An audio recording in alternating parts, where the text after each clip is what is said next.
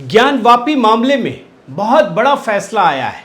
उधर मथुरा के शाही ईदगाह मस्जिद मामले में एक बड़ी टिप्पणी और दोनों ही मामलों में मुस्लिम पक्ष को हार का सामना करना पड़ा है। मतलब मुस्लिम पक्ष के लिए तगड़ा झटका लगा है। एक जगह टिप्पणी और एक जगह फैसले ज्ञानवापी मामले में लोअर कोर्ट में, जबकि मथुरा के शाही ईदगाह मामले में सुप्रीम कोर्ट की टिप्पणियों से। लेकिन इस पूरे मामले में दोस्तों, मैं एक संकेत के तौर पर आपके सामने रख रहा हूं, जो ओवैसी साहब है ना, उनसे बेहतर कोई नहीं बता सकता। और इसीलिए उनके कुछ पुराने बयानों को मैंने इकट्ठा किया और उससे समझने की चीज़ों को कोशिश करते हैं। ओवैसी साहब, आप ज्ञानवापी में कोर्ट की कार्यवाही का इतना विरोध क्यों करते हैं, जरा बताइए ना। कौन सा ऐसा देश होगा जो अपने ही पार्लियामेंट के बनाए हुए कानून को उल्लंघन करेगा? ओहो, पार्लियामेंट के कानून का इतना ख्याल रखते हैं, मगर सीएए को लेकर आपका क्या ख्याल है? कागज नहीं दिखाऊंगा, कागज अगर दिखाने की बात होगी तो हम सीना दिखाएंगे, मार गोली। अरे ये क्या, सीएए का कानून भी तो पार्लियामेंट ने ही पास किया है और आप लोगों को भड़का रहे हैं, मगर ज्ञानवापी मामले में तो आप कुछ और ही कह रहे हैं। आप तो उस कानून का उल्लंघन कर रहे हैं जो पार्लियामेंट ने बनाया। तो सीएए कानून को भी तो पार्लियामेंट ने ही पारित किया है, जिसका आप पालन नहीं होने दे रहे हैं। कि सीएए कानून को भी वापस लिया जाए। बड़ा कंफ्यूज हो गया हूं ओवैसी साहब। कभी बोलते हैं कि पार्लियामेंट का कानून सर्वोपरि, कभी अकेला सांसद होने पर भी आप धमकाते हैं कि पार्लियामेंट को कानून वापस लेना पड़ेगा। सही सही बताइए, ज्ञानवापी मामले में क्या चाहते हैं? 91 के कानून को आप जला दीजिए, फेंक दीजिए उसको गंगा में। आप चलिए बोल दीजिए मोदी जी के मैं 91 के एक्ट को नहीं मानता। अच्छा, मोदी जी पर व्यंग कस रहे हैं, मगर सीएए कानून की कॉपी के साथ आपने क्या किया था, याद है आपको? मैं इस बिल को फाड़ता हूं, ये हिंदुस्तान को तोड़ने की कोशिश कर रहा है। वैसे आप बहुत तेज तर्रार चीज हैं ओवैसी साहब। ज्ञानवापी पर न्याय ही ना हो सके, इसके लिए आप एक विवादास्पद कानून का हवाला देते हैं। मगर जब तक कानून है तो कानून को फॉलो करेंगे या फिर इस तरह का करेंगे। लेकिन क्या आपको वाकई में कानून पर भरोसा है? आप तो सीधे सीधे धमकी दे रहे हैं कि हमने एक बाबरी मस्जिद को खोया, अब दूसरी मस्जिद को हरगिज नहीं खोएंगे। अब कोर्ट की कार्यवाही पर जो भी फैसला आए, कुछ भी आए, वो तो किसी को नहीं पता, लेकिन कोर्ट से पहले ही आपने फैसला भी सुना दिया। ज्ञानवापी मस्जिद थी और है और रहेगी। अच्छा, आप ये बताइए पहले कि आपको क्यों लगता है कि ज्ञानवापी मामले में आप ही सही हैं और बाकी गलत है? मुझे सही लगता है इसलिए कि कानून मुझे इजाजत दिया है। मुझे सही इसलिए लगता है क्योंकि सुप्रीम कोर्ट ने कहा है कि 91 के एक्ट का वायलेशन नहीं होना चाहिए। मान गए ओवैसी साहब, सुप्रीम कोर्ट की इज्जत, उसका सम्मान आपसे अधिक कौन कर सकता है?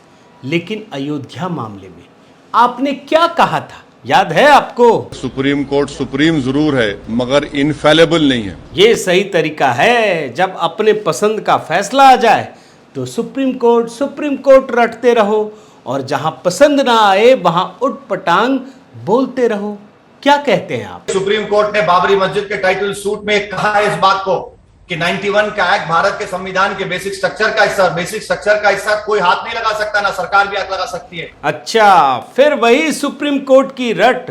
आप भी जिद्दी इंसान हैं, मगर सुप्रीम कोर्ट ये अयोध्या मामले में भी तो सुप्रीम कोर्ट ने जो फैसला दिया उसकी तारीफ तो कीजिए। मुसलमानों से डिस्क्रिमिनेशन हुआ है, इसको कोई डिनाई नहीं कर सकता। अच्छा, छोड़िए सुप्रीम कोर्ट को।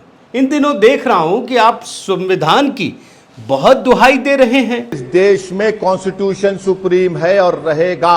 अच्छा, कॉन्स्टिट्यूशन तो सुप्रीम है ही, मगर ऐसा आपको क्यों लगने लगा? हिंदुस्तान की आईन की दफा 14 मसावात की बात करती है। सही कहते हैं ओवैसी साहब, नागरिकों के बीच तो समानता होनी भी चाहिए। वैसे संविधान का आर्टिकल 44 भी तो समानता की बात करता है, और ये भी कहता है कि सरकारें यूनिफॉर्म सिविल कोड लागू करें। देखिए ना, ये संविधान का ही अंश है ये। और जैसे ही प्रधानमंत्री मोदी इसकी चर्चा करने लगते हैं तो आप तो एकदम से पिल पड़ते हैं और यहां तो आप संविधान का ही विरोध करने लगते हैं। क्या कहें? यूनिफॉर्म सिविल कोड की सिर्फ बात इसलिए कर रहे हैं कि मुसलमानों को निशाना बनाया जाए। तो कुल मिलाकर के दोस्तों, ये ओवैसी साहब मैंने संकेत में लिया क्योंकि पूरा मुस्लिम पक्ष एक जैसा सोचता हो, पूरा लेफ्ट लिबरल गैंग बल्कि ये कहें तो ज्ञान वापी मामले में कोर्ट ने जो फैसला सुनाया है, वाराणसी की कोर्ट ने, उससे इन सब को तगड़ा झटका लगा है। लेकिन एक और मामला साथ के साथ ही कल आया और वो है मथुरा में शाही ईदगाह मस्जिद का मामला। और इसमें भी जो टिप्पणी हुई है उसमें मुस्लिम पक्ष को तगड़ा झटका ही लगा है, वो भी आप समझ सकते हैं। मैं दोनों स्टोरीज को आज के इस वीडियो में डिकोड करूंगा। साथियों नमस्कार, मैं हरिश्चंद्र बर्णवाल। बिना किसी भूमिका के दोस्तों आपको वो बड़ी खबर दिखाता हूँ। ये बड़ी खबर सोशल मीडिया में तो हल्का फुल्का दिखा, लेकिन मेन स्ट्रीम मीडिया पता नहीं किस चक्कर में, कहाँ एक पाकिस्तानी लड़की के चक्कर में लगा है, वो अच्छी खबर दिखा ही नहीं रहा है। जो बड़ी खबर है, जिसका बड़ा इम्पैक्ट है, मणिपुर की खबर तो अच्छी है, वो दिखाना चाहिए, महिलाओं से जुड़ा हुआ मामला है, लेकिन राजस्थान और बंगाल इनको भी तो दिखाओ। लेकिन इन सब के बीच दोस्तों जो दो बड़ी खबर छूट गई वो देखना ज़रूरी है। खबर देखिए, वाराणसी में काशी विश्वनाथ मंदिर के करीब जो मां श्रृंगार गौरी और ज्ञान वापी मस्जिद जो मामला है, एक ही जगह पर है, उस पर कोर्ट ने बड़ा फैसला सुनाया है। कोर्ट ने एएसआई के सर्वे की मंजूरी दे दी है। बहुत बड़ी खबर है दोस्तों। क्यों बड़ी खबर है अभी आपको मैं बताता हूं। जो फैसला है उसमें क्या है, वजू खाना को छोड़कर सभी पश्चिमी दीवारें, तीनों पिलर समेत पूरे इलाके का सर्वे किया जाएगा। और ये जो एएसआई को सर्वे के लिए कहा गया है वो सुबह 8 से 12 बजे तक, और इस दौरान कोई रोक नहीं है। ऐसा नहीं कि नमाज होती है तो वो होती रहेगी, जो सारी सुविधाएं वो सब कुछ होता रहेगा वैसे ही। और ये रिपोर्ट बड़े ध्यान से सुन लीजिए, 4 अगस्त तक सौंपने को कहा गया है। एएसआई को सर्वे के लिए कह दिया गया और 4 अगस्त को रिपोर्ट सौंपने के लिए कहा गया है। इसमें शिवलिंग का सर्वेक्षण नहीं होगा दोस्तों, क्योंकि उसका मामला सुप्रीम कोर्ट में विचाराधीन है, जिसकी सुनवाई सुप्रीम कोर्ट में भी चल रही है, 29 अगस्त को है। मगर शिवलिंग को छोड़कर पूरे परिसर का सर्वेक्षण होगा और इस मामले में काफ़ी पहले से ही सुनवाई चल रही थी। दोनों पक्षों की सुनवाई हो रही थी बहुत लंबे समय से। फिर 14 जुलाई को ये फैसला सुरक्षित रख लिया गया और इसके बाद 21 जुलाई का समय दिया गया, यानी कल जिला कोर्ट जज A.K. विश्वेश ने दोनों पक्षों को सुनने के बाद अपना ये फैसला सुनाया। अब आप ये भी जान लीजिए दोस्तों कि हिंदू पक्ष ने ये सर्वे की मांग क्यों की। उसकी मांग ये है कि ये जो मस्जिद बनी है वो मंदिर के ढांचे पर बनी है। ये पूरा का पूरा एक मंदिर है और इसी पर ये सारी चीज़ें चल रही हैं। यही बात उठ रही है कि भैया हमें माँ श्रृंगार गौरी के पूजन की इजाज़त दी जाए। और उसके बाद फिर ये वजू खाना वाला मामला आया, फिर वहाँ शिवलिंग होने की बात आई, फिर उसके सर्वेक्षण की बात आई। तो ये मामला कहाँ से चलता चलता कहाँ पहुँच रहा है, इस बात को ध्यान में रखिए। और उसके बाद हिंदू पक्ष ने सर्वे की बात कही थी, लेकिन जो मुस्लिम पक्ष है और मस्जिद कमेटी उसने विरोध दर्ज कराया था। मुस्लिम पक्ष ने क्या कहा था ये भी आप सुन लीजिए। उसने दलील रखी कि पुरातात्विक सर्वेक्षण से परिसर को नुकसान पहुंच सकता है, लेकिन हिंदू पक्ष ने कहा कि ये सर्वे अत्याधुनिक तरीके से होना चाहिए, ऐसा ही सर्वे करें ताकि कहीं किसी भी प्रकार से कोई नुकसान ना हो। बस ये पता चल जाए कि ये जो मस्जिद बनी है क्या वो मंदिर के ढांचे पर बनी है, उस ढांचे पर बनाई गई है। जाहिर है दोस्तों, इसके बाद पूरी सुनवाई हुई और आखिरकार वाराणसी की जो ज़िला कोर्ट है, लोअर कोर्ट है, उसने फैसला सुनाया। मुस्लिम पक्ष को झटका लगा है। और जानते हैं इस मामले में तो इनको झटका लगा ही, क्योंकि ये मामला बहुत लंबे समय से चल रहा है। सुप्रीम कोर्ट में भी एक और मामले में झटका लगा और वहाँ टिप्पणी हुई। यहाँ तो फैसला सुनाया गया है, सुप्रीम कोर्ट में मथुरा की शाही ईदगाह मस्जिद की ओर से पैरवी करने वालों को झटका लगा है। अब मैं आपको मथुरा का मामला भी समझा देता हूँ। ये जो मामला है दोस्तों, मथुरा के श्री कृष्ण जन्मभूमि शाही ईदगाह मस्जिद से जुड़ा है। यहाँ पर भी हिंदू पक्ष का दावा है कि जो मस्जिद बनी है वो श्री कृष्ण जन्मभूमि स्थान पर बना है, लिहाजा उसे हटा दिया जाए, ये मांग है। और इस मामले में बहुत लंबे समय से अलग अलग कोर्ट में सुनवाई होती रही है। आपको मैं कुछ तथ्य आपके सामने रख देता हूँ, फिर आपको सुप्रीम कोर्ट की बात सही तरीके से समझ में आएगी और ये पता चलेगा कि टिप्पणी से मुस्लिम पक्ष को कितना झटका लगा है। 30 सितंबर 2020 को मथुरा के एक सिविल कोर्ट ने हिंदू पक्ष की याचिका ये कहकर खारिज कर दी कि ये प्लेसेस ऑफ वर्शिप एक्ट 1991 के तहत सुनवाई नहीं हो सकती। अब मैं ये प्लेसेस ऑफ वर्शिप एक्ट है दोस्तों, उसके बारे में बता चुका हूँ कि कांग्रेस सरकार ले आई थी, जिसमें ये कहा गया था कि 1947 के बाद जो स्थिति है उसमें बदलाव नहीं हो सकता, कोई मतलब अदालतों में भी सुनवाई नहीं हो सकती, ये कहा गया था। तो उसने खारिज कर दिया कि ये मामला सुना नहीं जा सकता। इसके बाद हिंदू पक्ष ने डिस्ट्रिक्ट कोर्ट में अपील की। मई 2022 में मथुरा कोर्ट ने सिविल कोर्ट के फैसले को पलटते हुए कहा कि यह मामला सुनवाई के योग्य है। यानी यहां पर आकर हिंदू पक्ष की जीत हुई, एक जगह मुस्लिम पक्ष की, दूसरी जगह हिंदू पक्ष की। और जानते हैं, मामला ये ट्रायल कोर्ट में चल ही रहा था कि हिंदू पक्ष हाई कोर्ट चला गया और कहा कि उसने गुजारिश की कि अदालत से कि ये बहुत बड़ा मामला है, संवेदनशील मामला है, इसकी सुनवाई आप कीजिए और इस पूरे मामले को हाई कोर्ट में ट्रांसफ़र कर लीजिए, जिसे हाई कोर्ट ने मान लिया और मामले को हाई कोर्ट में ट्रांसफ़र करने की मंजूरी दे दी। अब हाई कोर्ट में हिंदू पक्ष की जीत हो गई। हाई कोर्ट ने कहा हाँ भैया, सारी चीज़ें हमें भेज दो, हम ही सुनवाई कर लेंगे। लेकिन इस फैसले के खिलाफ जो शाही ईदगाह ट्रस्ट है, मस्जिद ट्रस्ट, वो सुप्रीम कोर्ट चला गया, चुनौती दी। ट्रस्ट ने दलील दी कि कोर्ट में कोई भी ट्रांसफ़र एप्लीकेशन दाखिल नहीं हुई थी। इसके बावजूद हाई कोर्ट ने केस ट्रांसफ़र का ऑर्डर दे दिया।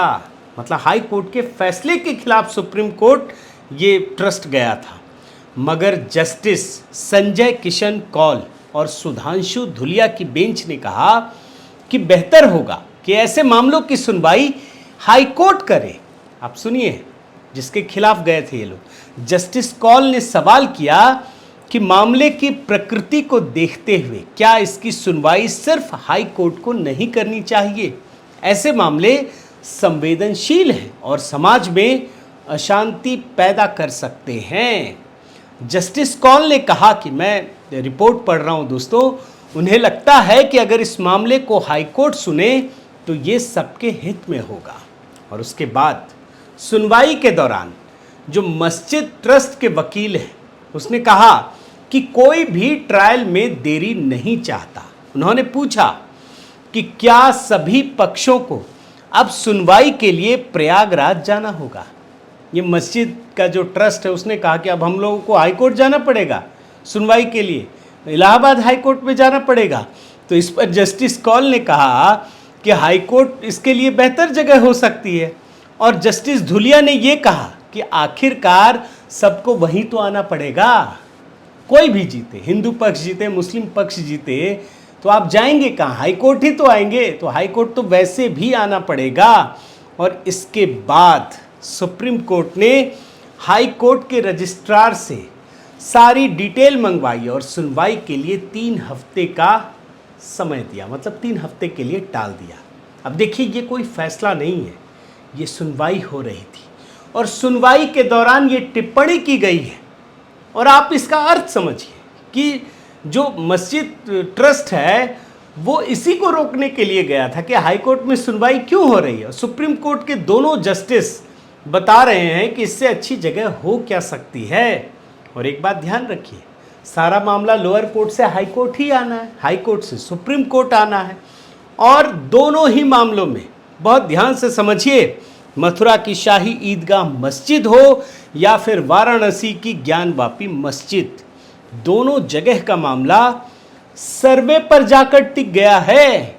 और ये भी याद रखिए कि राम मंदिर का फैसला जो हुआ था उसका आधार यही ASI का सर्वे ही बना था। यानी दोनों मामले उसी रास्ते पर चल पड़े हैं जहां ASI का सर्वे होना है। और ASI के सर्वे की मांग क्यों कर रहा है हिंदू पक्ष? क्योंकि उसको विश्वास है, यही ऐतिहासिक सत्य है, ये मंदिर ही था जिस पर मस्जिद बनाई गई है और ये दोनों मंदिर कहीं और बन ही नहीं सकते। जो जन्मभूमि है भगवान कृष्ण का, वो बदल कैसे सकता है? और जो वाराणसी में भगवान शंकर की जो सबसे पवित्र भूमि है, वो कैसे बदल सकता है? तो इस आधार पर ये मांग की गई है और इसीलिए शायद दूसरा पक्ष इसे रोकने की कोशिश कर रहा है। और अब मैं आपको इसका कंक्लूजन पार्ट भी दिखा देता हूं, जो मैं आपको बता रहा था ना कि मामला कुछ भी हो, लोअर कोर्ट से हाई कोर्ट आना है, सुप्रीम कोर्ट आना। आप देखिए ज्ञानवापी में जो शिवलिंग का मामला है, जहां सर्वे होना है, वहां सुप्रीम कोर्ट ने ही रोक लगाई है, यहीं पर अब सुनवाई होगी। जबकि मथुरा का मामला भी सुप्रीम कोर्ट ही जा पहुंचा है। और याद रखिए इस पूरे मामले में पूरे लेफ्ट लिबरल इकोसिस्टम की एक ही सोच है। ये वही सोच है जो राम मंदिर पर था। राम मंदिर मामले में याद है ना आपको, कोर्ट में क्या कहा गया? उस समय तो कांग्रेस के नेता थे कपिल सिब्बल, और पूरा सिस्टम ये मांग कर रहा था कि मिलोट सुनवाई मत कीजिए, 2019 का चुनाव आने वाला है, बहुत असर पड़ जाएगा, आप 2019 का नतीजा आने दीजिए फिर सुनवाई कीजिएगा। तो हो सकता है कोई नेता आ जाए और फिर ऐसी ही मांग करे। और यही मांग आप देखिए ओवैसी साहब भी कर रहे थे। यानी ये लोग हो सकता है फिर से ये कहें कि 2024 के बाद सुनवाई कीजिए। तो इसका मतलब है कि 2024 के लिए मोदी जी का रास्ता ही प्रशस्त कर रहे हैं। भैया जो कोर्ट का मामला है, जो कानूनी मामला है, उसको रोकने की कोशिश आप क्यों करते हैं? क्योंकि ये लोग भूल जाते हैं कि सत्य को कुछ समय के लिए टाला तो जा सकता है, लेकिन उसे हमेशा के लिए छिपाया नहीं जा सकता है। और इसीलिए छोटी छोटी बातों पर रुकावटें डालने वाले अलग अलग तरीकों से प्रयास करते रहते हैं।